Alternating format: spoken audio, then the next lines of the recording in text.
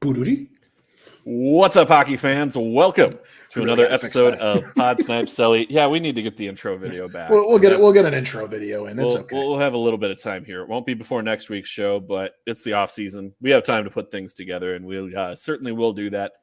But for those of you who are joining us for the first time tonight, welcome. If you're a returner, welcome. We're happy to have you here either way. My name is Dan Bradley. Alongside me tonight, Joel Foligno. Joel, how you doing tonight, friend?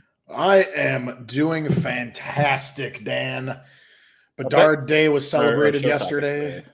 Oh yeah, I'm very much doing fantastic with our show topic, but we'll get into that. I'm good. I had a good weekend, good day. Just ate. It's been good. It's been good. The weather's been nice. What'd you do for dinner tonight? Well, so this is probably anti-marketing of my company, but I ordered Uber Eats and the driver grabbed the wrong order. So, oh no. Oh, that's okay though.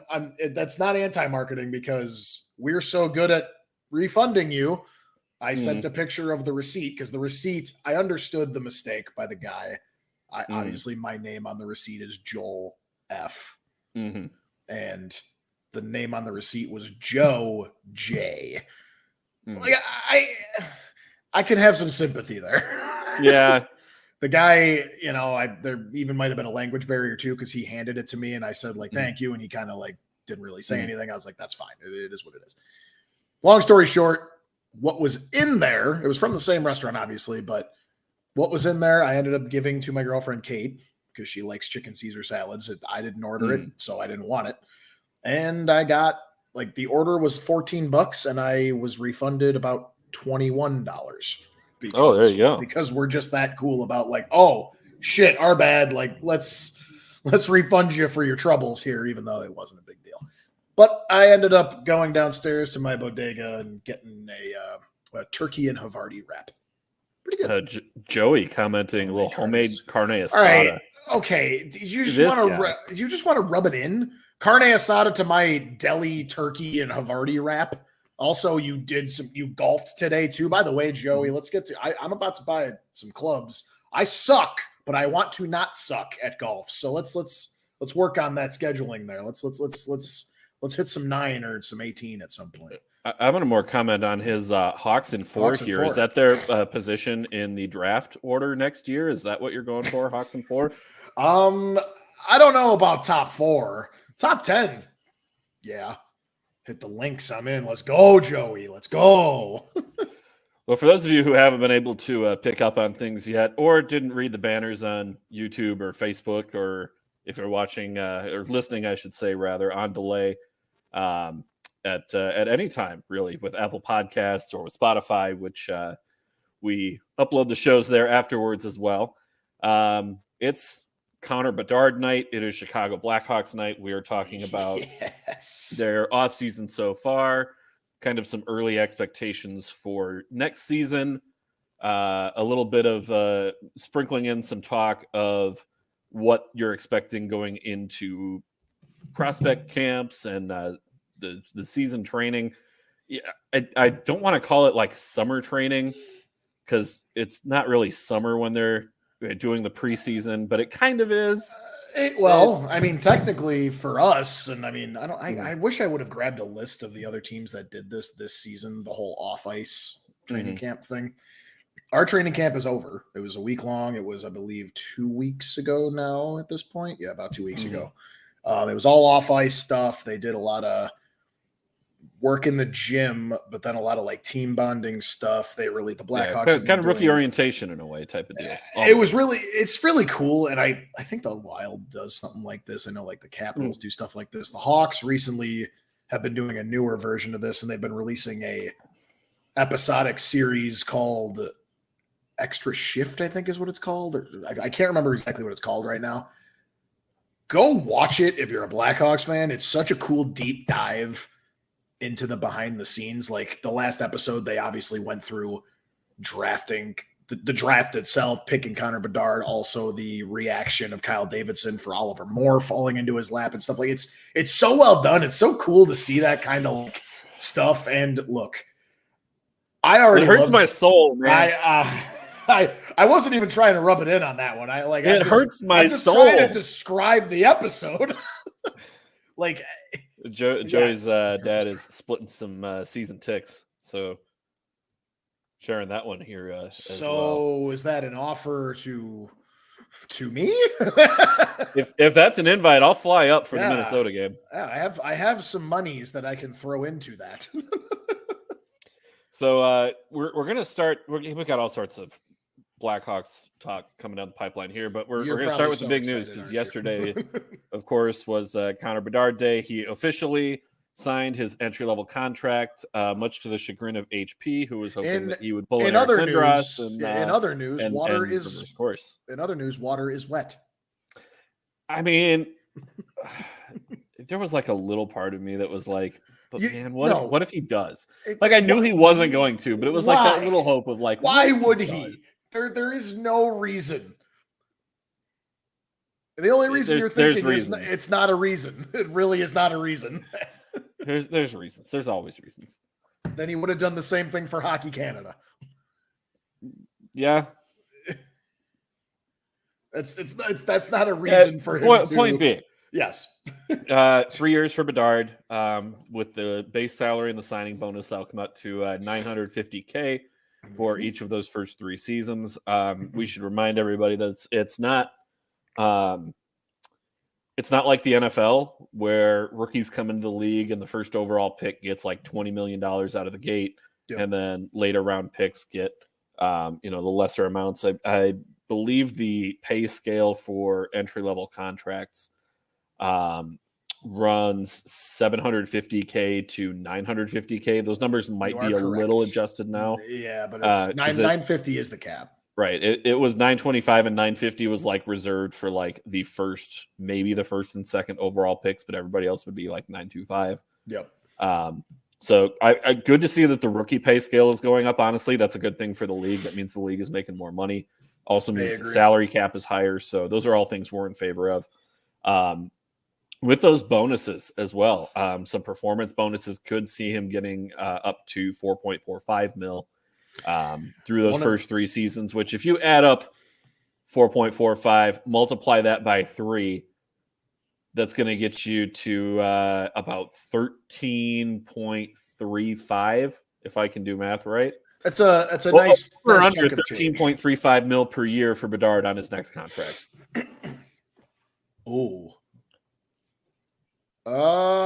Assuming he is the player that we think he is going to be. He will be an RFA for the 25-26 season. RFA.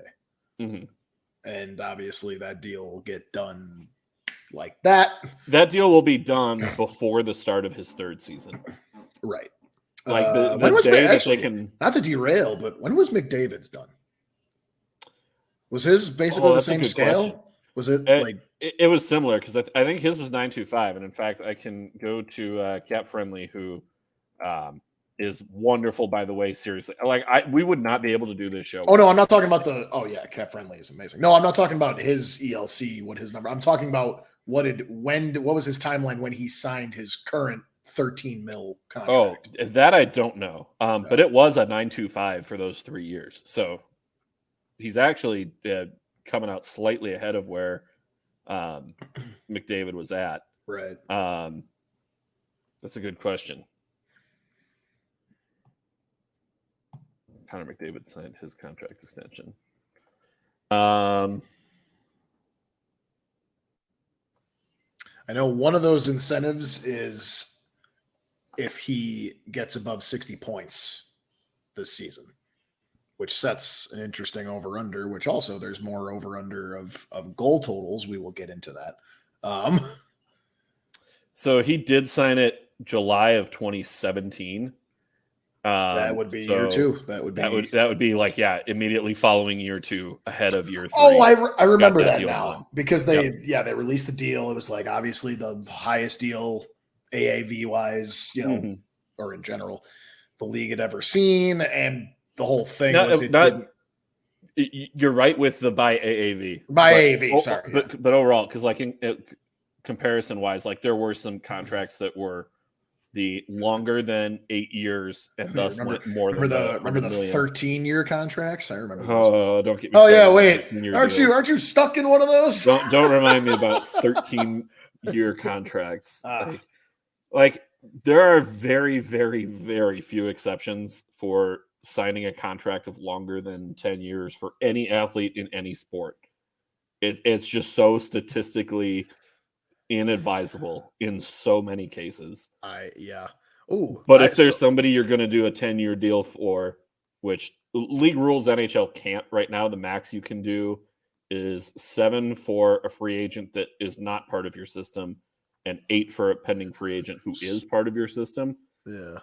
So I mean, the Hawks could go 8x14 on that deal, and I don't think that's unreasonable. To answer your question, I'm going to say over would you say 13.3 or whatever?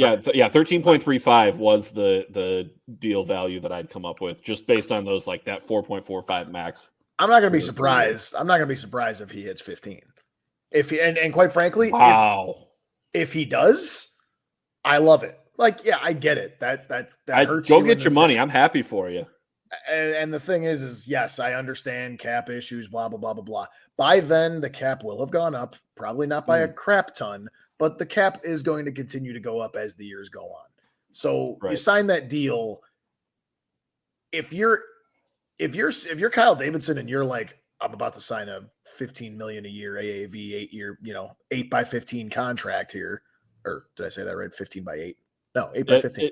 8. It's always year and then AAV. Years by dollar value. Yeah. So, and if you're signing an 8x15 and you're Kyle Davidson, you clearly are, he lived up to his hype and then some, and that's fine. Yeah. In that case, I'm hoping his next deal is like 2x2 and they have a bridge deal on him. Like, is this guy really? Yeah. Is he going to be the guy? No, it's not going to be that way though. Like he's the real deal. I did also, our friends at Cap Friendly, also via NBC Sports Chicago, has a breakdown of the contract. So the base salary is $855K, signing bonus $95K, and then all the performance bonus stuff is $3.5 million at max. So what that looks like is all Bedard needs to do is hit 4 of the categories below, which are worth $250K each for players drafted in 22, blah, blah, blah, blah. So if Bedard hits 4 of the 9 things I'm about to read to you, he will max out his, the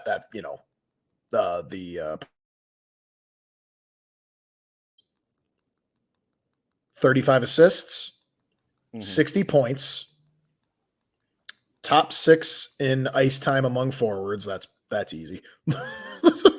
unless he gets hurt, that's the easiest one to hit. Top 3 in plus minus among forwards on the team. Also probably fairly easy for him if it works out. Wow. That's got to be easy for a kid like this. He can be under a point per game player and still hit the bonus. He can 0.73 points per game.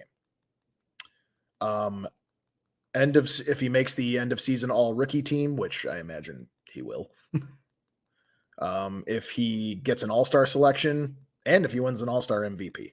So if he does 4 of those 10 things I just said, 4 of those 9 things I just said, he'll hit his bonuses.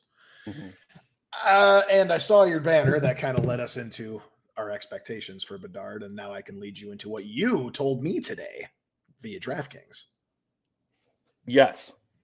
So DraftKings does already have a bet list up. In fact, I'm getting it loaded up right now. Of the team that Connor Bedard will score his first regular season goal against. Now, naturally, the team that they'll play in the opener, Pittsburgh Penguins, plus 195. That is your best odds you're going to get. Yep.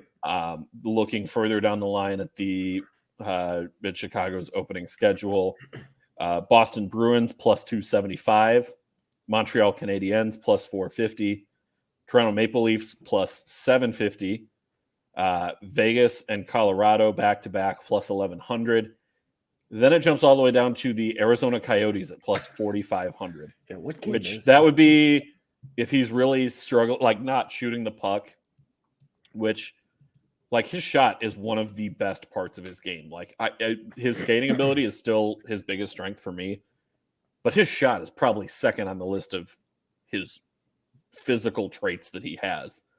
They said that was the one Just thing an that unbelievable shot. They said that was one of the very few traits that they said were better than McDavid.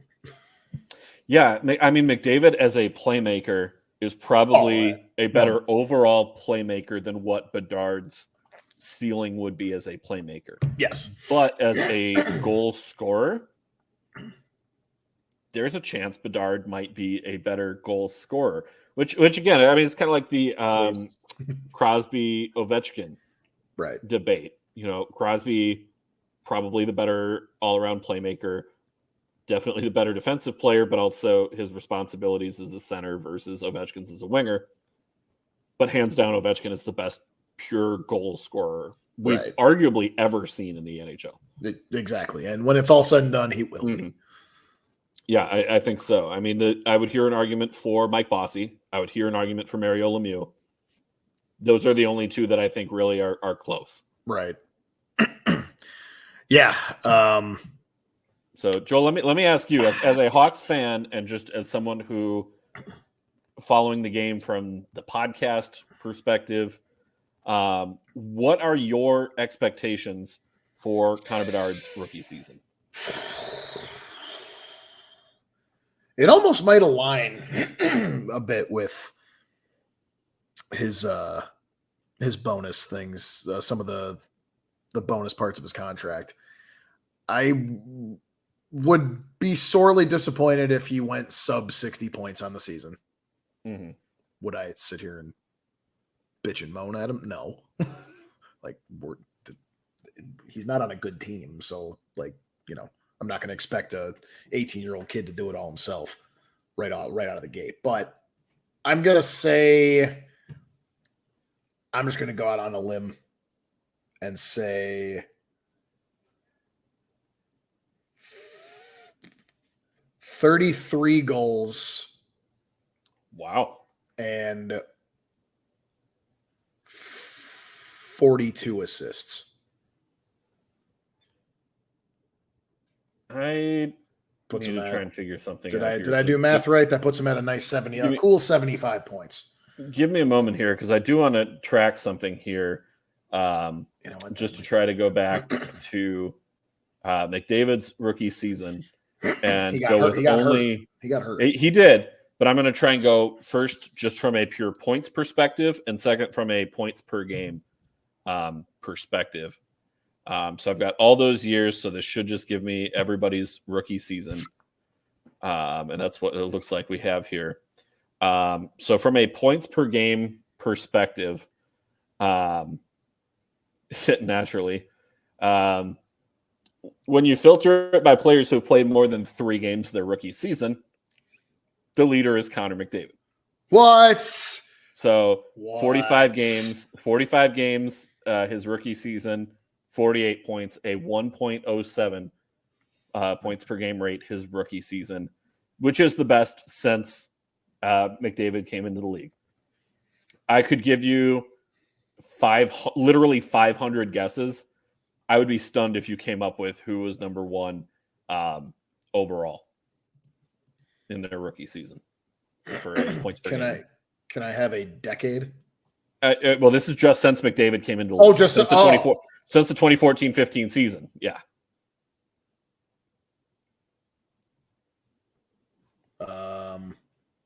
The hint I can give you is this player played 1 game in their rookie season and scored a hat trick.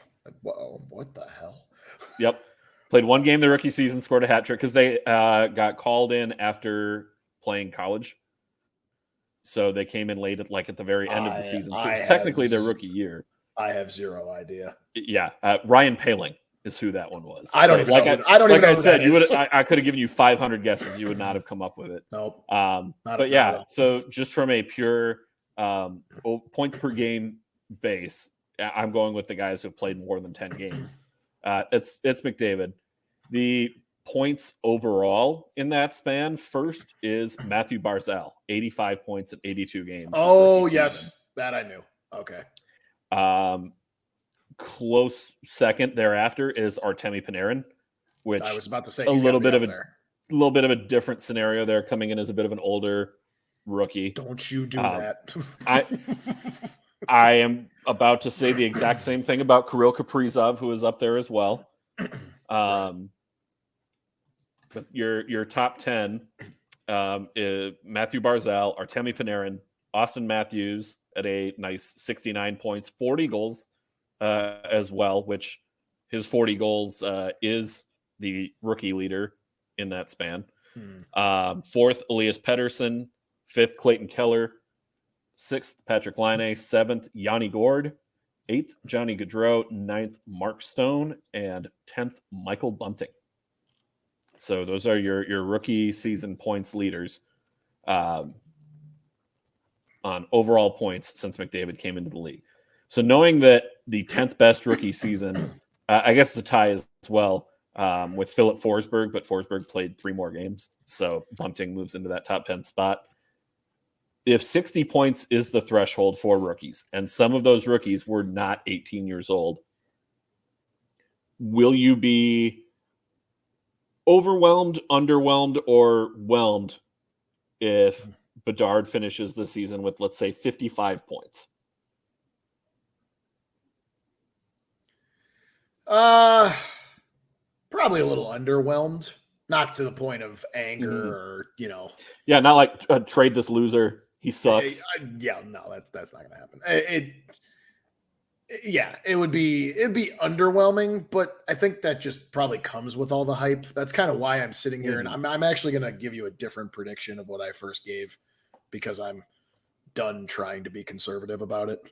Now, in all reality, I'm willing to be conservative because, again, 55 points, okay, that's still good for a rookie season. Like, that's solid. But for the hype, I would be a little underwhelmed. Especially with, he's got some help. Now, he's on a bad team, but he does have some help now. We'll get into that later. But if you go to points per game, there are 2 players who finished with over a point per game in their rookie season, and that was McDavid and Barzal. Looking at the other names on this list, a lot of guys who were number 1 overall picks and a lot of guys who were like top 5 picks. Matthews, Laine, Makar, McDavid, of course, all guys who went top 5 or even went number 1 in a couple of those cases. I don't think it's a stretch to think roughly, in the ballpark of 0.8 to 1.0 points per game. I don't think that's unreasonable. Right. Yeah. Like, my reasonable expectations are what I gave you. Like, maybe give me I really do think he can be a 30 first time 30. If Alex DeBrincat did it, granted he was on a line with Patrick Kane. If Alex DeBrincat eclipsed 40 in his, it was 39, I believe it was in his rookie year. DeBrincat did not have that many his rookie year. He did later on, but his rookie year he had 28. I was 28. That's what it was. Then there was another season where he was close to 40. He broke 40. I can't remember what season it was. He did break 40. He broke 40 his second season. He got 41. That's what it was. And then he did it his last season in Chicago as well, another 41 goal season. Yeah, so I get it. He was on a line with Patrick Kane, so that helps. That helps anybody. Realistic, keeping myself grounded expectations. Yeah, I'm going to say a 75 to 80 points. Goals, I'm going to say 33 to 35, which however that math works for assists. So that, Say those numbers one more time. Sorry. What? Points?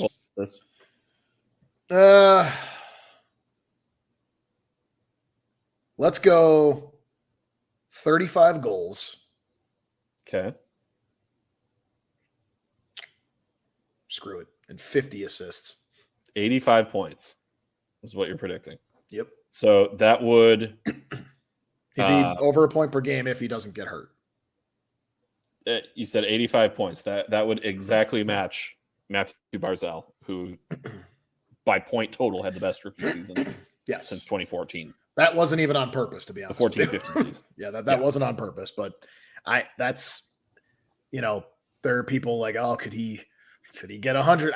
I'm not going to sit here and be like, if he doesn't hit 100 points, I'm going to be pissed. There's no way. If he hits 100 points, okay, will I put money on it? Maybe, but that's mostly because why not? I think you will just because one, why not? And two, like if they have the scale for how many points will he get, the return on that investment would be nice enough that you're like, yeah, I'd do that. Right. They don't have odds up for it yet. I will tell you that right now if that's where you were going to go look. I know because I looked earlier today. What? That they don't have the odds for that up yet. No, of course not. I get it. It's fine.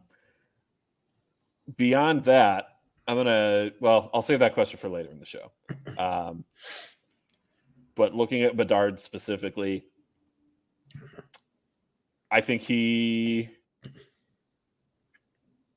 I would be surprised if he gets, a healthy scratch at some point in the season. It wouldn't surprise me just in the terms of the rookie wall that guys tend to hit February, March.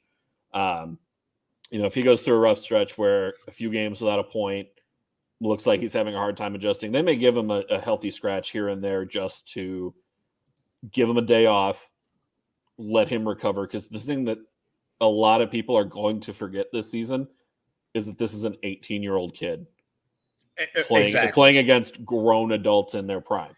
The best part about it too is he's remained so humble about it outside of the whole if I make the team thing. Like outside of that, there's been talk about having him play in the it's like the rookie showcase or whatever it is. I know they played it last year. That was when that douchebag from Minnesota took out Kirby Doc. I don't even remember. Sorry, not last year, a couple of years ago. when Kirby Doc in his rookie year played in that, he got hurt by a Wild prospect. I forgot who it was. He might not even be on Wild anymore. Who that even would have been. I mean, you'd have to go back to, what was that, 2017, 18, or 18, 19? No. You said... It was Kirby Doc in his rookie. Kirby Doc's rookie camp. Let me go to his Wikipedia page and see if maybe there's something about it there. But yeah, while you're looking that up, I mean, I don't. He injured his wrist in World Juniors. Is that what you're? Nope. There was it wasn't like a bad injury. That wrist injury was what really screwed him over. But it was like a minor injury that he sustained in that rookie. Oh, okay. Yep. Thing. So injury out, missed him for 4 or 5 months. The article doesn't even say who did it. So yeah, I don't know who it would have been. I haven't. You might not even have him anymore. You might have traded him, or he might still be floating around in the Iowa Wild or wherever. But entirely possible. I'll keep looking for it while you're going here, and if it ends up being a thing, fine. And if not, whatever. Either way, exactly. 18-year-old kid. Like, I don't want to bubble wrap him either. But the thing is he wants to play in that, that whatever that rookie showcase thing is, simply because he's really showing the mentality of he understands the hype and how good he has been, but he doesn't want to be treated like this player that's on a pedestal. He wants to be in the trenches with all his other prospect teammates. So good sir, I am going to require an apology here because I have a player name. The Kirby Doc wrist injury, playing for Canada at World Juniors, was Ilya Safonov was the player who hurt him. Was drafted by the Chicago Blackhawks. It was not a Wild player. No, I'm not saying World Juniors. This was a different injury. So how many times has Doc been injured? Because if this wasn't at World Juniors and this wasn't during the season, how many times has this guy been hurt? Because this was wrist surgery that caused him to miss 5 months. Yes. Yeah, that was at World Juniors. Oh, yeah. I remember that. There was another. I'll have to look it up. But regardless. For now. All right, fine. I'm sorry. For now, I'm sorry. There. God. I'll take you know what, though? I want your expectations for Connor Bedard's rookie season. I think he is going to have a successful season in my book would be somewhere in the ballpark of 20 to 25 goals and somewhere in the ballpark of, we'll say, based on the numbers I read off earlier, 55 to 60 points. Knowing how few players who were age 18 and put up those kind of numbers during their age 18 season, I don't think those are unrealistic expectations, especially knowing that Chicago is not in a competitive win now type of mode. Right. They are also in the mode of do not hurt Bedard. If he's starting to show signs of wear and tear, ease up on the minutes. We don't want to ruin this kid's career by playing him 25 minutes a night his rookie season when he's not ready for that. Exactly. So I think there will be some give and take. As I constantly remind Wild fans, as I used to constantly remind AHL fans on American Beauties when we were still doing that show, like, you got to be patient with some of these young guys. I know you want them up. I know you want them tearing things up. He's not going to come out of the gates and score 100 points. Like, to me, that is too high a number. But again, from the betting angle, if you want to throw $5-10 on that, because the odds are going to be a good payoff if it does hit and he proves us wrong, sure, fine. Do you know what I want to? You know what I'm going to throw money on? I will say right now. Obviously, I can't do it until we get closer to the season. But you can take me on my word right now. I will put $10 on this, just because it sounds fun to try. What did Austin Matthews do in his first game? He had 4 goals in his first game. Correct. I'm not saying that. However, and it is on the road. Was that at home? That was at home, right? It was. I believe it was at home for Matthews. You get to your point, and I'll look that one up for you. Something tells me it was at home. My point is, I'll probably toss like $10 on Bedard just opening his rookie career in the season opener against the Penguins with a hat trick. I would also like to remind everybody that in Austin Matthews' rookie season, at his first regular season game with the 4 goals. Yep. That was it was at Ottawa. Mm-hmm. Oh, so it was on the road. Okay. And the Senators won that game. So despite having 4 goals from Austin Matthews. I remember that. I think if I remember right, you and I were in a fantasy draft that for some reason somebody didn't read the calendar right, and the draft was on opening night.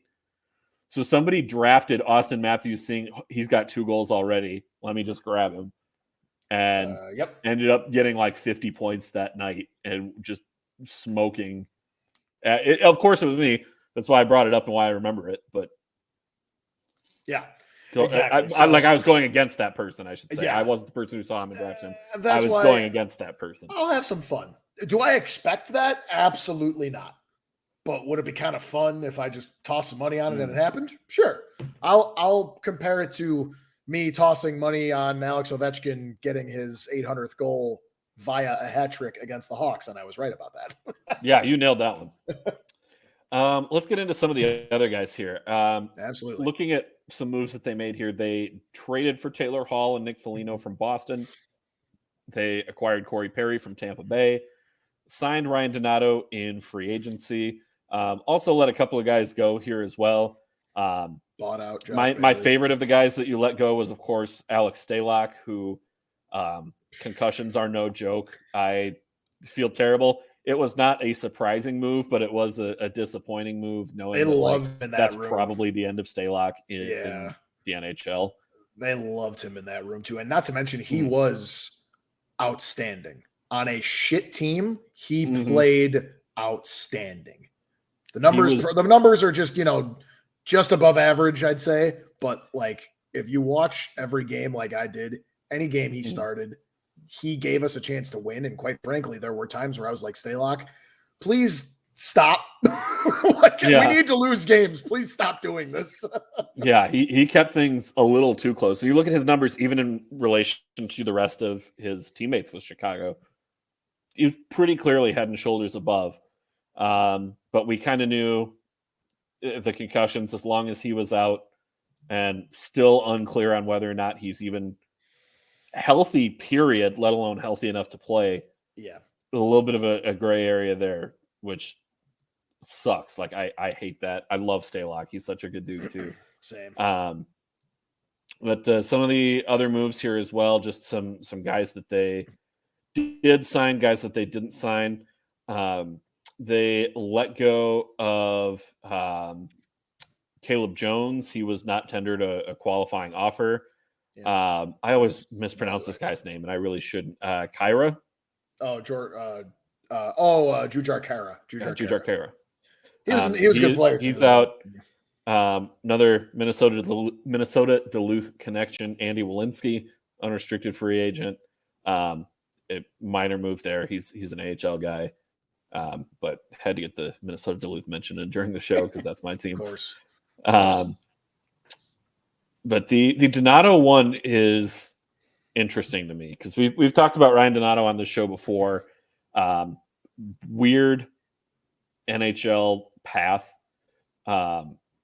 Boston with what basically amounted to his hometown team, to Minnesota, to San Jose and Seattle, and just really hasn't found a lot of footing in the NHL, but somebody who you can see times where the talent is there. It's just being able to draw it out consistently. I think if Ryan Donato slots into a middle six, maybe even top six type of role, that could be a really interesting fit for Chicago. That's kind of where I'm thinking. So spoiler alert, what we're going to do is later on, probably to end the show after we go through all this, we'll project their lines for next year. We won't know. It's always fun to project lines way too early, right?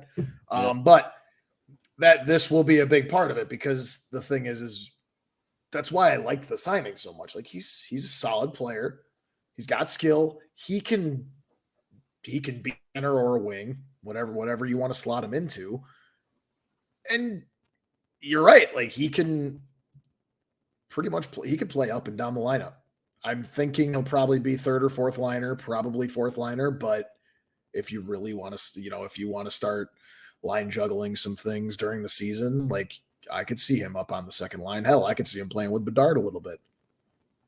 He could go all over. That's kind of why I did like that signing, and we didn't really sign him for that much anyway. So, like, 2-year deal, I think it was. Yeah. 2-year deal for Donato, which again it's the type of move that when they signed him as well, it's one of those. It's not quite as egregious of a get to the cap floor as the Corey Perry contract deal. I mean, he's getting $4 million next season. That's clearly we need to get to the cap floor. Yep. But looking at these players as well, you mentioned a few times like the Hawks needing to get physically tougher heading into next season. Be a team that blocks more shots, be a team that makes more hits, be a team that is just kind of a thorn in the side to play against, to bring back like some of the competitive nature of the team. Because the Hawks, one of the hardest things teams have to go through when rebuilding, whether it's an on-the-fly rebuild, whether it's a long-term tear it down and start over, is when losing becomes an option and almost becomes the expectation. It is very, very difficult to get to a point where losing is not the expectation. And it can take a long time to get to that point. And this is one of those depth guys that, it's good for the room, and it gets you to that point. No one's expecting anything of us next year. There is no playoff aspirations or wild card aspirations, or but there will be some decent improvement. And Ryan Donato's a big part of that. And then you move over to obviously the Taylor Hall, acquiring Taylor Hall is pretty much simply both a cap floor move along with give the new kid a proven star player to help him. He's a fellow first overall pick, so he can Bedard's pretty even keeled. I think he'll be all right, but Taylor Hall can kind of show him the ropes and take him under his wing of what it was like to deal with the expectations of being the first overall pick, and being slotted in right away too. Going on beyond just the first overall pick thing as well, Taylor Hall, from a play style standpoint, is to me a better fit as a winger than what Patrick Kane would have been. Knowing that Kane kind of plays the setup type of role, and as a centerman, that's kind of what Bedard is going to be expected to do. Bedard will still score a lot of goals. Yes. But his role is ultimately going to be to facilitate and to open things up for other players as well. And you're going to want the players that can finish. Right. And Taylor Hall is the guy who has shown time and again through his career, former he knows Hart how to winner. put the puck in the back of the net. Yeah. Former Hart winner. He's eclipsed. I'm going to pull up his points real quick. Well, while you're doing that, I'm just going to kind of wrap up that point with, if Connor Bedard takes the most shots for the Blackhawks next season, I think he will finish with under 60 points, maybe even under 55. Because I think his role needs to be finding guys to set up. And then once people are like, oh, Bedard is going to set guys up, then he's going to shoot the puck and unleash that deadly shot he's got. And that's going to create more space for him as well. But coming out of the gates, he's probably going to be in a facilitator type of role. If Taylor Hall leads the team in shots next season, 65 points is pretty well within reach. He could even get to the 50 assist mark. I think if his line next season is, Hall, Bedard, and Reichel on that line, I think 70 points is quite possibly within reach. Maybe even more than that. But I would say if that's the line throughout most of the season, 60 points is probably a safe floor. I do think they probably will break those two up and not have Reichel on the line, just because, again, Reichel's role is also kind of similar to Taylor Hall. So you want your guy shooting on the wing. You don't want two wingers who are going to shoot all the time. You need to have some size on that line as well. Yeah, and we'll touch on. I'm glad you brought that up, because I will. That's a nice tease for my line combos that I'm going to just throw out into the open. But no, exactly. Taylor Hall, he's eclipsed 20 goals 7 times in his career. 4 times he's been above 60 points. He's a former Hart winner. Like you see why I was so excited for that get. And I totally agree. Like part of it too, veteran leadership, bring it into the room. But it's the biggest thing about this slate of players we got here, mostly the Hall, Foligno, and Corey Perry, and we'll get into the other two really quick too. But this thing about them is that, I saw this in I forgot who tweeted it, but is that they're good veteran. It's a good veteran presence for those 3 in the room, but it's not that overarching ownership that keeping Taves or Kane in the room would have done. If that makes sense. Yeah. Because it doesn't matter, but if Bedard is the guy, and it doesn't, but the whole thing is Bedard is still the guy. If Taves and Kane, or Taves or Kane, one or the other are still there, it doesn't matter if you put up 100 points your rookie season. That's their room. That is Jonathan Taves' room. That is Patrick Kane's room. They earned that. That's why now I'm really finally over them leaving. Yeah, it sucks, but look, a new generation is upon us. Would it suck a little more if we didn't get Bedard? Yeah, sure. But I still understand the goal here. And these guys are all new. These guys are all new faces, veterans, been around the league, won some Stanley Cups, Hart trophies, a lot of experience here, but they're still new. So it's that they're all kind of on the same level playing field in that sense. Nick Foligno and Corey Perry specifically, what you mentioned, that's bringing in a lot of grit. Foligno's not necessarily like a, big hit fighter type of grit, but he's going to get in your way and he's going to make life tough for you.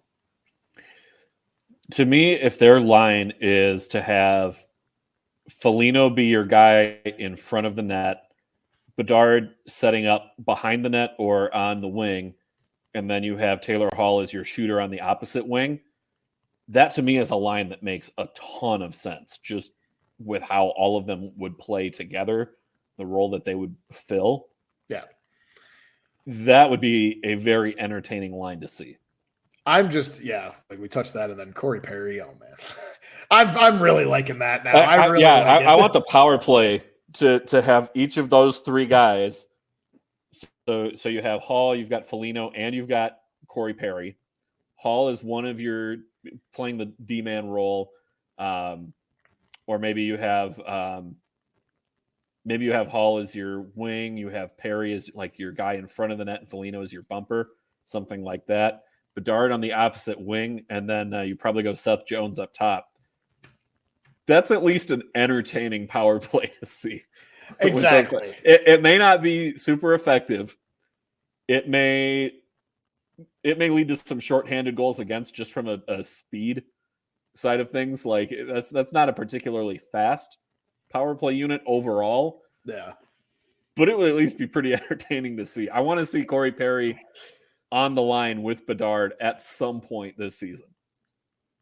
He will be. I can guarantee he will be up there at some point. He'll probably be on the bottom six, but at the same time, a guy with that experience and a guy you are also paying $4 million to, he'll definitely see top 6 minutes, and he'll be on line with Bedard. I mean, that was a big reason why he was so excited to come here. Now, I'm going to lead into the next thing. We'll talk about that, and then to close that out, this and this.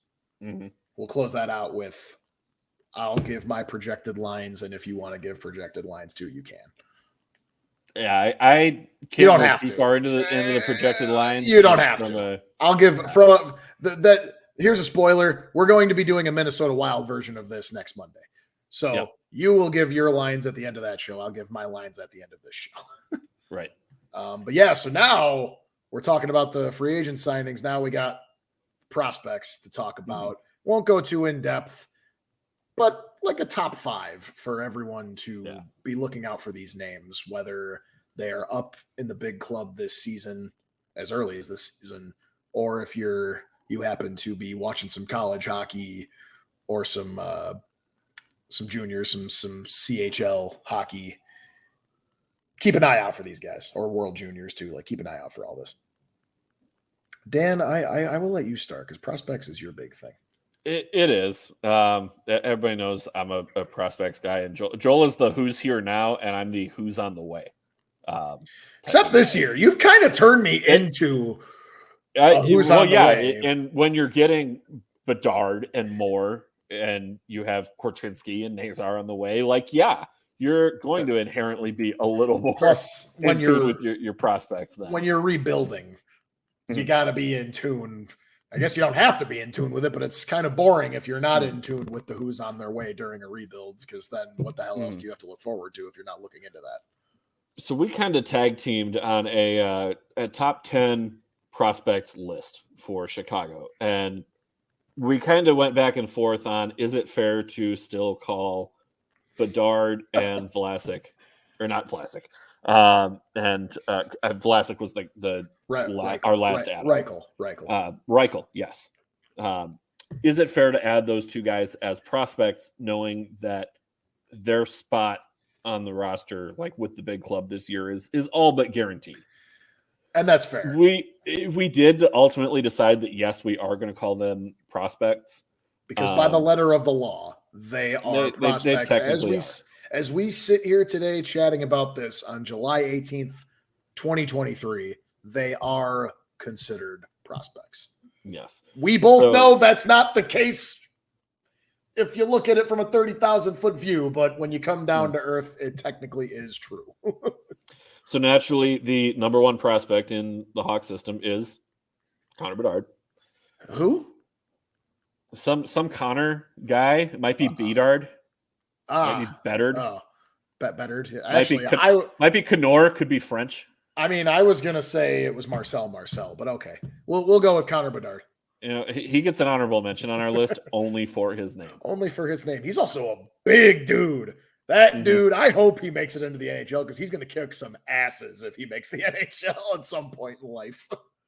But for anyway, those who aren't familiar with Marcel and his prospect profile, he was an overager this year in the draft, but 6'4", 243. Just go look dude up is his. A behemoth. Go look up his little. It was a little like the intro press conference they did for this year's draft class, and they had him interview. He had a great interview too. He mentioned that he got the call. He got drafted when he was taking a shit, and he brought that up during the press conference.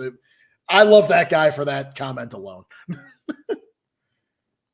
But anyway, yes, number one is obviously Connor Bedard. Number two might be a hot no, it's not a hot take. Number two for me behind Connor Bedard is probably Kevin Korchinski. You went with Korchinski as your number two. I went with Lukas Reichel, and actually I had a hard time trying to decide even between Reichel and Moore. The only reason I ultimately went with Reichel because I do think he is closer to being ready this season.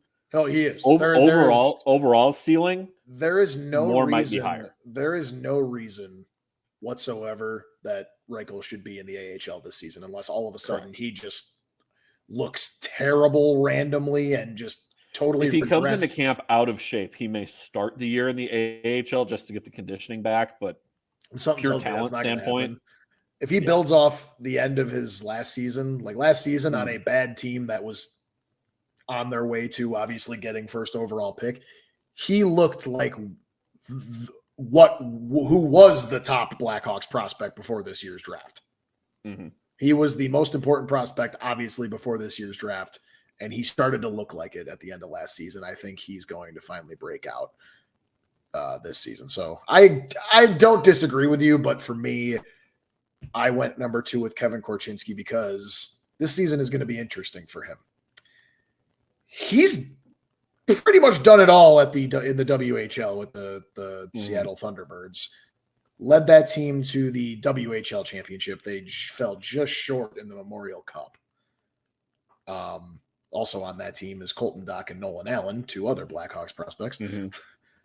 Seattle was so good this year. Spoiler, those other two are not in my top five, but they are absolutely in like my top 8. Maybe top 10, sure.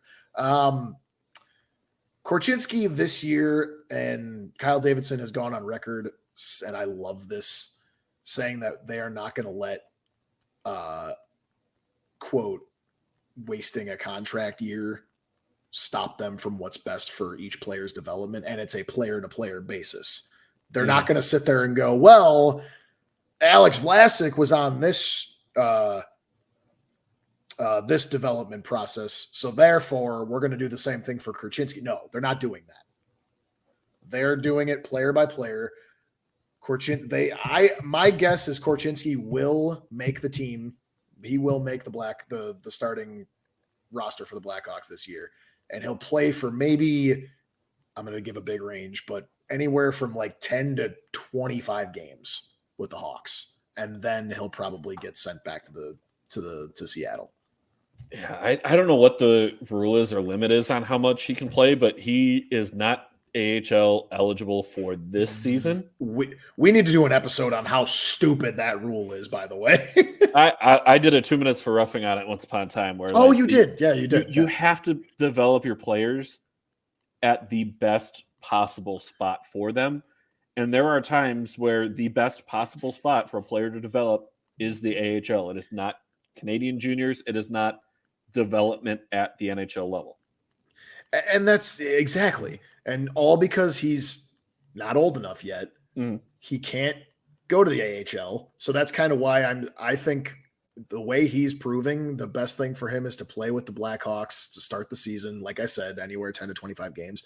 And then, unfortunately, they're going to have to send him back to Seattle, where he'll probably destroy again.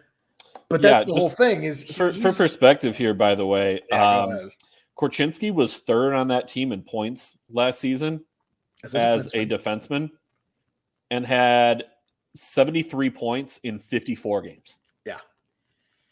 He was also plus 50 on the season. That's the thing. It's and to me, here's the thing. Reichel was doing similar things in the AHL over the last 2 seasons. That's kind of why I'm saying there, unless unforeseen circumstances and he just totally regresses, Reichel does not belong in the AHL anymore. He is an NHLer now. He has done everything he can, and he destroyed in the AHL too. Same thing with Korchinski, and that's why it sucks that we can't have him in Rockford, because that would absolutely be way better for his development than going back to the WHL, where he's just going to be, a man amongst boys. Practically, yeah. I mean, he will be one of the top defensemen in the dub next season. If anything, I'd rather have these guys understanding what failure feels like at an early development cycle. Because if you're going to just, that's the whole thing. It's like, that's why you got to learn how to lose. Exactly. You don't want someone like Kevin Korchinski, who's clearly amazing, starting and just staying in the WHL this entire season. That's why I really hope that's not the case, because what's that going to teach him? That's going to teach him that, I'm phenomenal. And then what happens when he gets to the NHL and then he's like, oh shit. Oh no, this is much different. I'm not putting up 73 points as a defenseman in the NHL. This is what my brain can't fathom this. That's why I hate that rule. But well, that, and it's just the speed of the game, the difference in speed of the game from the WHL to the AHL to the NHL. Yep. That is such a difficult jump, especially when you're a defenseman and you're spending a lot of time skating backwards. Like, there are NHL defensemen who will skate backwards faster than Korchinski will skate forward. Right. That is a tough adjustment to make. Absolutely. And is it going to be a little rough if and probably when he makes the big club and his first game is against the likes of Sidney Crosby and Evgeny Malkin? It's going to be a little rough. But and I can understand if they outright send him straight to the WHL out of training camp. I can understand that move. I don't know if I would agree with it per se, but I can at least understand that decision to protect him a little bit more. There's a decision I would be. You were asking me, would I be like underwhelmed or whatever with Bedard's point production being wherever it's at? There's a decision that I actually would be a little pissed off about if he went straight back to the WHL without seeing any NHL time. Right. I think it depends how he looks in camp as well. I mean, if he is doing everything you've asked him to do, and he's contributing on the power play, he's contributing on the penalty kill, his even strength numbers look good, he's smart on the breakout, he's playing the right way. And if he's doing those things right and still ends up in the WHL, then I think you've got a problem. But if he maybe looks a step slow or looks like, hey, he's partially there and you can kind of see some of the signs, but one more year, I would trust if they make that move. It's too early to tell. No, I that agree. One for me, but I understand as well the frustration that would come from seeing him there out of camp. Yeah. We got through kind of our top 4 because we've juggled through the order. We've mentioned Bedard, Reichel, Moore, and Korchinski. Those are kind of our top 4. Number 5, though, I think we were right back in lockstep with number 5 on Frankie Nazar. And actually, so I actually had Oliver Moore at 3. I had Reichel at 4 because it's like he's ready to go. You and I flipped Reichel and Korchinski, but then had Moore at 3. And then we both had Oliver Moore at 3. He won't be back. Like, he obviously is going to be at Minnesota. Maybe at the University of Minnesota. Yeah, University of Minnesota. Yeah, exactly. I was like, I know it, but I wanted to. I actually wanted to act like I didn't know it, just to piss you off a little bit. You realize the Wild's top 2 centers next year are going to be Logan Cooley and Oliver Moore. Or not the Wild, the Gophers. Sorry. I wish those were the Wild's top two. I was like, hold on. That would be unbelievable if those were their top up. two centers. Dan, wake up. Wake up. Oh, man. I know I'm dreaming, but, man, a guy can dream. That's why I'm saying go watch some college hockey, because I will be a Gophers fan next year. Be a Gophers fan. Be a Boston fan. I can't believe I'm saying that, but like Boston College is fine. Wagon. Yeah. Boston University is going to. Well, but Boston College should be good too. Boston U is going to be a wagon next season. Well, because correct me if I'm wrong, Drew Comesso. Mm-hmm. He's BU, and then obviously so is Frankie Nazar. Or no, I'm sorry. No, Frankie Nazar is Michigan. But Michigan is also going to be stupid good next year, because then their top two centers are going to be Nazar and Gavin Brindley. Oh, God. Big Ten hockey is going to be. I'll be watching. Possibly the best it's been. I will watch more college hockey this coming season than I have in my entire life. So I can watch Frank Nazar at Michigan, Oliver Moore at Minnesota, and then I'll try to watch a little Drew Comesso at BU. See, I'm still trying to get my bearings down. Yeah. But no yes, we were both in lockstep. Frank Nazar, absolutely at number 5 for me. And I'd even give you a little hint at number 6 for me would probably be Drew Comesso. I mentioned him. I left goaltenders off the list, which is a weird thing for me. Normally, I have a thing. I have this thing for I usually, believe it or not, I really have this thing for like when I hear a goaltender is supposed to be high expectations, I really buy into it. So I'm sitting here like Drew Comesso is our next Corey Crawford or better. Like Comesso's going to be good. He's going to be a very productive NHL goaltender. Yeah. But yeah, so that's kind of it. And now with us going through the free agent signing. Do you just want to real quick rattle off who you had 6 through 10 on your list? You said Comesso at 6. Oh yeah. So actually, yeah. So we'll just rattle off the names just to get the names out there. Yeah. So if you want to go beneath that, and actually I take that back, Comesso would not be at 6. Ethan Del Mastro was at 6. Defenseman. So Ethan Del Mastro is at number 6. Yeah. I'd probably throw Nolan Allen at number 7. Comesso, I'd probably put it like number 8. And then after that, I guess technically we did count. We counted, even though he's not a prospect anymore, Alex Vlasic is going to be pretty important. Yeah, I had him at number 10 on my list. I went with Del Mastro 6, Allen 7. I did go Colton Dock 8. I still think that there's some upside there, but I think this year is going to be. He could end. He's got to prove it. He could end this season in the top 5. He could end this season outside of the top 15. Exactly. Depending how things go. This is really a make or break year for him. Yep. I went with Sam Renzel at 9, and then I went with Alex Vlasic at 10. But again, if we're throwing Comesso in there, 6 feels like the right spot to me. Sam Renzel was at my 10. Yeah, exactly. And I know that he needs a lot more proven. And actually, I'd probably like fringe like a 10B. I would toss Ryan Green in there too, another BU guy. Yeah, Jackson Stauber on the list as well. Dude, I actually, it was funny, and I'm gonna go on record. I'm always gonna mention my NHL Be a Pro mode or my franchise mode. NHL 23, my Be a Pro mode. I am on the Hawks. I'm in year 3, I believe now, and I guess we traded Jackson Stauber, and I'm so pissed off about that. Stauber's fun. He's gonna be so good. What he showed very briefly this season, I was like, hell yeah! If we have Stauber in the system, Arvid Soderblom, who will be the 1A 1B to Peter Mrazek this year, and then Comesso, like we're doing all right. And then you got Guyan in there now somewhere. Just depth. Keep adding goalies, because down the road, if you can't sign a Drew Comesso at the dollar amount he might want that he might have earned because you have to pay Bedard, you want a plethora of goaltending capital. By the way, because I can throw this in there, you know where Jackson Stauber's from? Let me guess. Duluth? No, but it is in Minnesota. In Minnesota. That's why I said it good. Oh, okay. I was like, I know you lived in Duluth, so just gonna go Duluth. It's a safe guess. And look, man, you're the state. Rob Stauber was also in the NHL and is from Duluth. So not that bad of a guess. You're the state of hockey. You are literally a factory for hockey for NHL players. It's pretty great.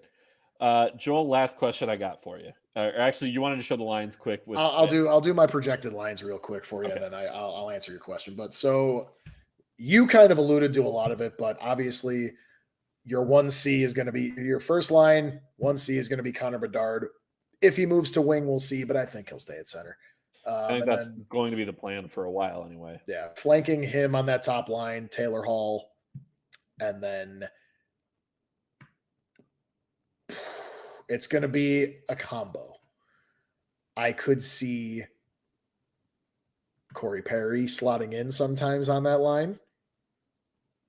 And I'm also going to throw a name at you that might more so be up there, Philip Kurashev.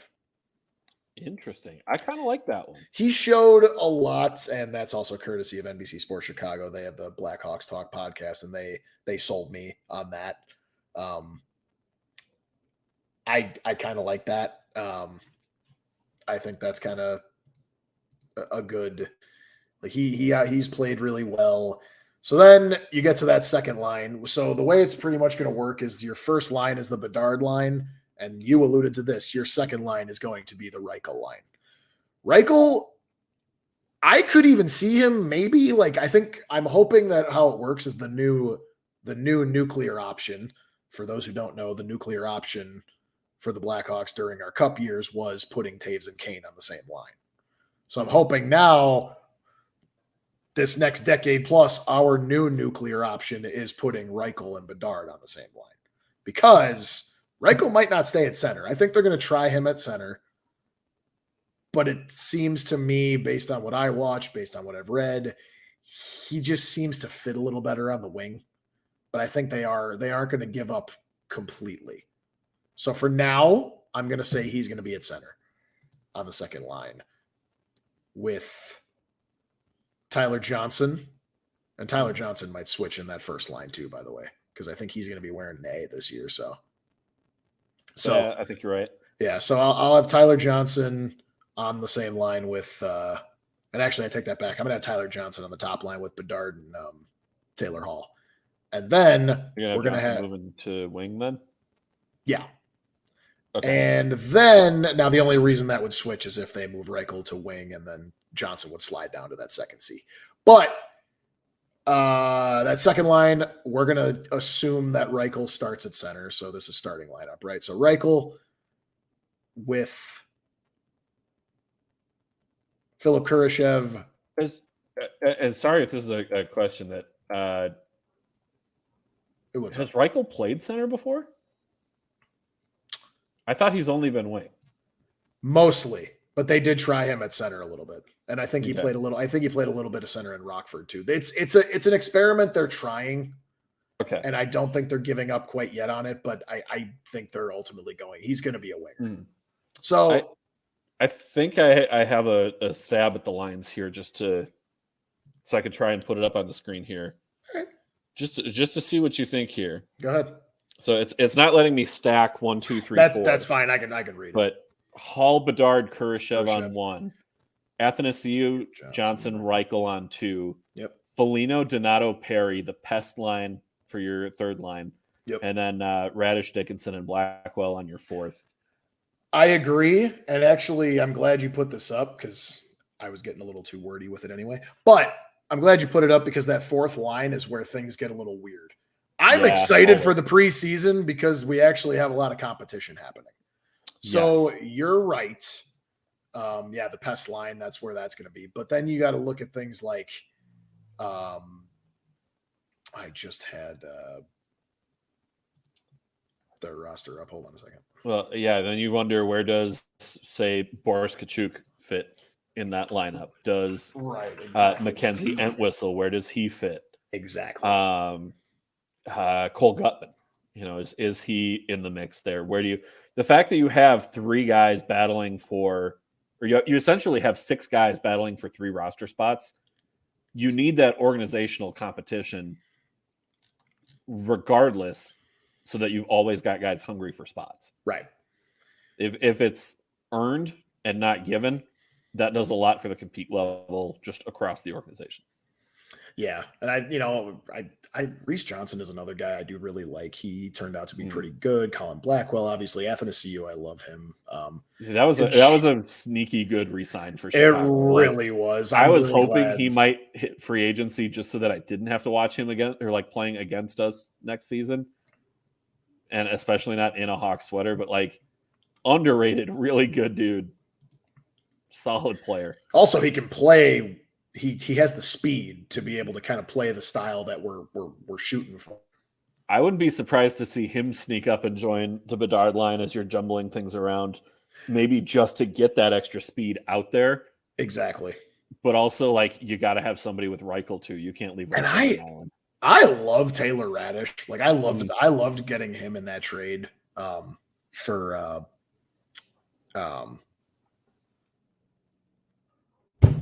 wow. The name escaping me. Jesus. Hagel, thank you. For Brandon. I was going to say, I was like, Tampa Bay, was that? Yeah. For Brandon Hagel. I like that return. And Kachuk with Hagel in the picks. Turned out really well, but yeah, so that's pretty fair. The fourth line is going to be all over the place, and I'm excited to see that. Now, and don't worry, we will actually have a full-on preview when it actually gets closer, and we know who actually made the team. Now, the defensive lines are pretty easy. That top pairing is going to be Seth Jones, and probably I'm going to say Seth Jones with Wyatt Kaiser. I think Wyatt Kaiser is going to make the team, or Alex Vlasic if you slot him in there. There's another guy that we probably could have thrown into our prospect ranking list as well. I wouldn't. He's not in my top 10. He's a good player. I'm excited to see more of him, and I think he is going to be at the NHL level a lot this year with us. But to me, I think it's going to be a Seth Jones, obviously, and then top pairing Seth Jones, and then I think it's going to be Alex Vlasic or Wyatt Kaiser. I'm thinking it's going to be Alex Vlasic up there with Seth Jones. And then you're going Vlasic or you're going Kaiser? I'm going to say Vlasic. Okay. Vlasic and Seth Jones for your top pairing. Then here's where I'm going a little off the beaten path. It's going to be Connor Murphy with Kevin Korchinski to start the year. And then okay, but then who takes that spot on that line when Korchinski goes back? Well, that's the whole thing. This is the starting lines. But yeah, when Korchinski leaves, I think that's where you'll see a Wyatt Kaiser float in there. Okay. And then that third line, I mean, the easy selection would be that third pairing is simply just Jared Tenorti and Nikita Zaitsev. But that could be switching back and forth. Like we could see Kaiser down there, and you could see Zaitsev or Tenorti play with Murphy. But starting lines, that's where I'm starting D pairing. That's where I'm going to go. I'm going to say Zaitsev. Yeah. So Vlasic, Seth Jones, Korchinski, or Wyatt Kaiser with Connor Murphy, and then I spelled Tenorti with Tenorti the letter D, and I just caught that because I'm typing too fast and doing these on the fly. Also, I wanted to ask about Philip Ruse. Where do you see him next year?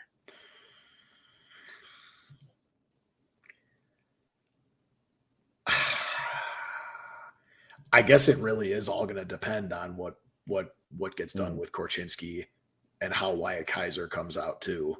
Yeah, because I think if those two come out of the gates firing, Ruse is probably your seventh, maybe eighth.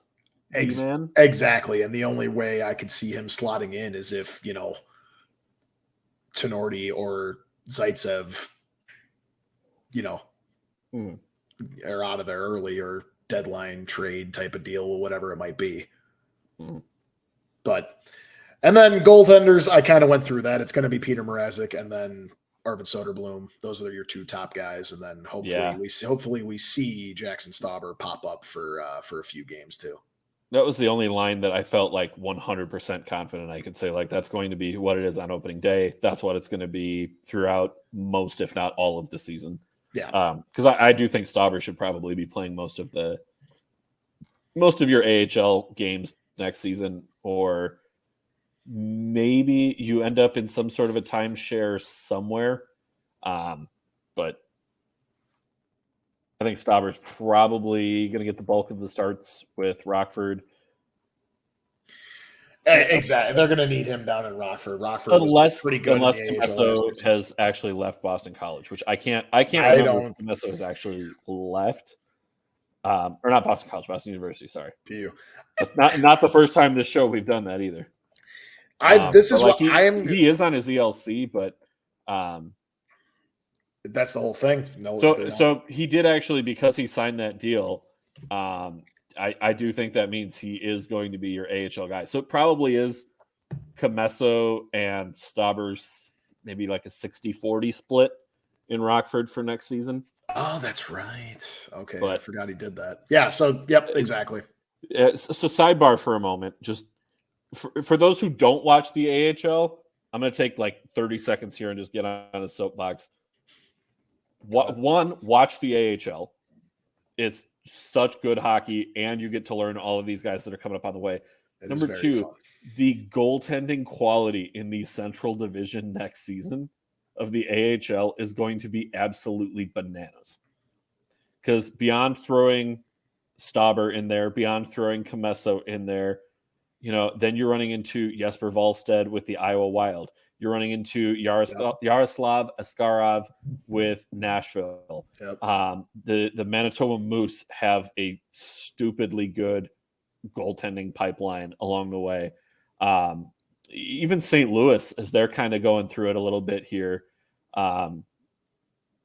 they're going to throw me a little bit, but like the Central Division at the NHL level has good goaltending along the way.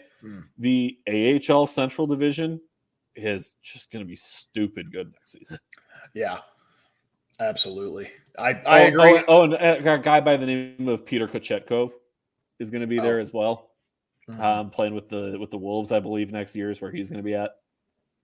Chicago Wolves, baby, and Rockford Ice Sox.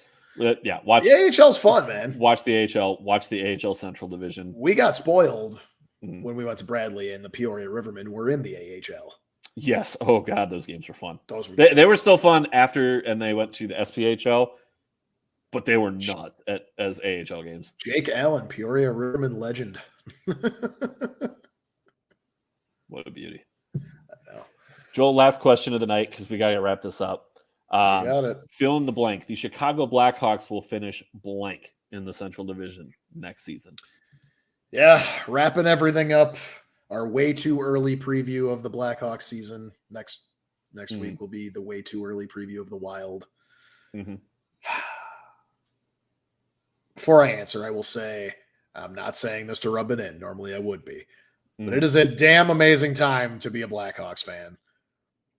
Scott Wheeler came out with his top 50 prospects today, and there were 5 Blackhawks on them. We covered all of them. That's crazy. That's got to be the most in his top 50 list from one team. We are 5 from one team. I don't know, man. I think that might have been. I think we might have topped that. Also had 5 players on that list. Damn it! They also had 3 honorable mentions. Whatever. Just to throw that out there. Whatever. Judd Brackett, let Judd cook. Yeah.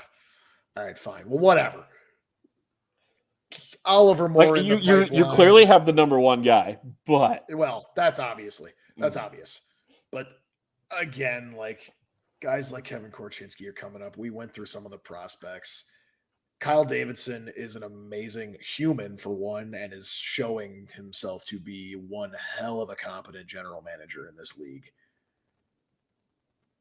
I will go out on a limb and say I have even more hope than the last regime gave me. And the last regime gave us 3 Stanley Cups and 5 Western Conference final appearances.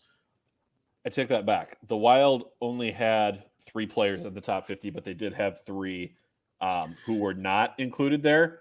Also, because this list that Wheeler put up was just goalies, that leaves Jesper Wallstedt out of the list. Okay. All right. So spoiler alert for next week. Jesper Wallstedt is your number 1 Minnesota Wild. Oh, really? I had no clue. Spoiler alert for next week. Yeah. Yeah. It's an amazing time. Obviously, we'll have a much better and more succinct preview of both of our teams when the season gets closer. I'm going to watch the preseason way more than I probably ever have this year. And like I said, I'll be watching college hockey. I don't really know where I can watch the WHL, but I'll try and look up highlights. I have some leads on some spots for you to go. Also going to throw out there just a shout out to Alex Micheletti and the MNCAA podcasts. Go check them out. They do all sorts of awesome hockey coverage throughout the year, especially through the collegiate ranks as well. Make sure you remember my name next time, Alex. That wasn't my name. It was the podcast name. You knew my name. Yeah. He had his Carey Price draft night moment. Yes, we love Alex Micheletti. He's a good dude. We do. He's awesome. We've said that phrase a lot on the show. A lot of good dudes. Absolutely. Now, to answer your question, next season, the Blackhawks will finish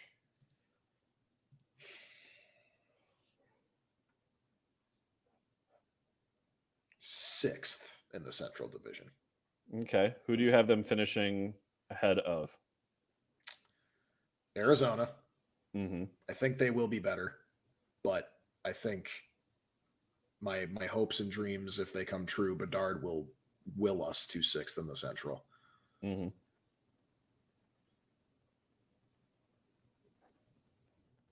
And I have us also ahead of the Blues. Quite frankly, I'm going to go out on a limb and say the Blues are last in the Central next year. Wow. I don't know what the hell they're doing, man, and I think it's going to bite them in the ass. Oh boy. I've struggled with this one because I could see the Blues next season.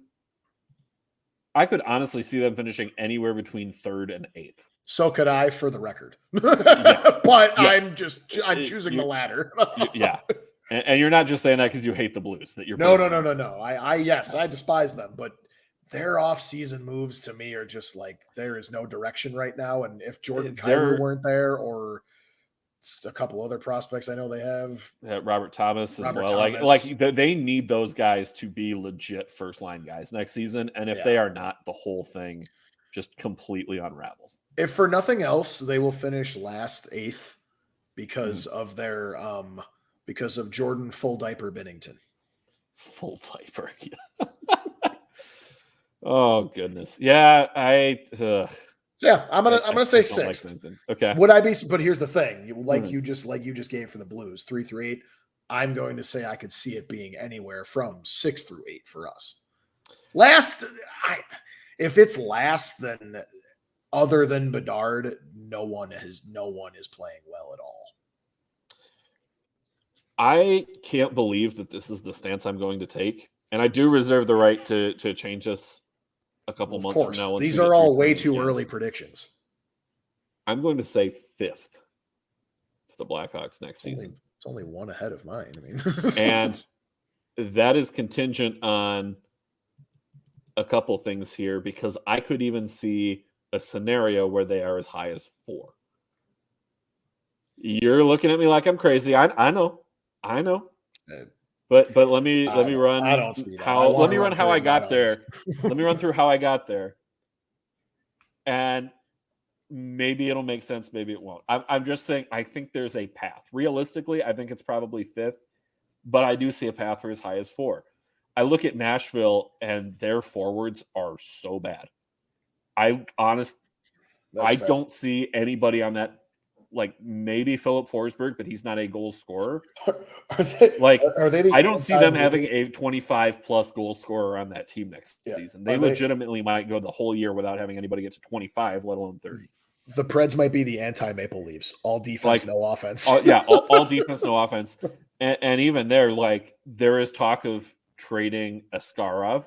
There is talk of, does UC Saros want out? Because Nashville's window is not nearly as open as it really should be. Now, Barry Trotz is going to come in and shake things up and continue to make changes there. But as far as next season, I think Chicago, their forward group is probably better than Nashville's next year. Defensively, Nashville still gets it. Of course. goaltending, depending how long Saros is there, depending on if they call Askarov up, Nashville has the goaltending edge. But that forward group in Nashville is looking rough. Beyond that, I agree with you. They finish ahead of Arizona.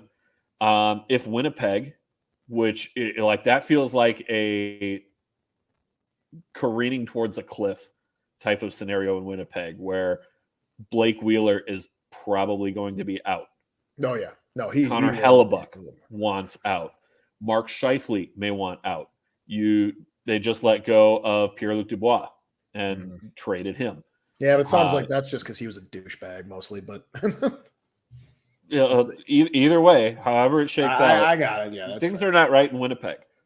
I could see that being a potential problem. St. Louis, again, no idea where they're going to be. So just by virtue of these other clubs being muddy and similarly bad, like there's a path. I still think Dallas, Colorado, Minnesota, take your order. That's probably your top three. That's your top three. There is no other option there. That is your top three. But I think absolute ceiling for Chicago would be 4, realistically, probably 5 or 6. But I could also see a scenario where this just completely falls flat on its face and they end up in the 8th spot. So because they're still not, it's official prediction. I'm going 5, but a lot of the hope that we talked about are all the prospects, and most of them are not here yet. Right. That's if all those guys hit, if they're all panning out. So that is it for tonight's show. Thank you to everybody who tuned in and watched, commented throughout the show here as well. Schedule change for next week. Yes. Our next show will be Monday, not Tuesday next week. I will be catching a flight. Because this guy's going on his honeymoon. Let's go. That's going to be fun. But so no show next Tuesday. We'll be Monday next week. Same time, 8 Eastern. When is that, Central. Dan? When did you say? I said Monday. At 8 Eastern, 7 Central. 8 Eastern, 7 Central, 8 Eastern. You know how I do. I always make sure, got to give some love to the Central Time Zone here. So that's also thank you to as always. Thank you to BetStamp for sponsoring us. Remember, we've talked about it plenty of times. You go through here, you go to here to find all your betting odds. You can figure out what app you might want to download it. You can create an account through the app. BetStamp is awesome. You can sign up through us too. Go to, I don't know what year you think this is, putting the HTTPS in there, but it's a direct link so that people can click it. Go to signupexpert.com/pod Celly to download their what, Dan? What kind of app is it? Free. It's free. And start shopping some lines to put more money in your pocket for that sports gambler in you. So thank you to BetStamp. He's Joel. I'm Dan. Enjoy the rest of your night, everybody. Bye.